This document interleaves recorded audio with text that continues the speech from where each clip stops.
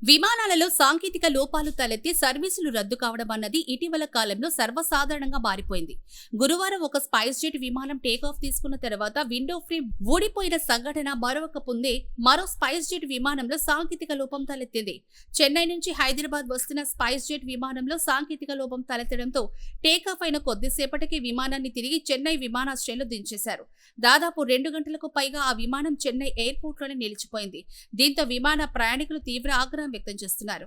ప్రత్యామ్నాయ ఏర్పాటు చేయకుండా వేచి ఉండాలంటూ అధికారులు చెబుతూ ఉండడంపై ప్రయాణికులు అసహనం వ్యక్తం చేస్తున్నారు. విమానయాన సంస్థ అధికారులతో వాగ్వాదానికి దిగారు. విమానాలలో సాంకేతిక లోపాలు తలెత్తి సర్వీసులు రద్దు కావడం అన్నది ఇటీవల కాలంలో సర్వసాధారణంగా మారిపోయింది.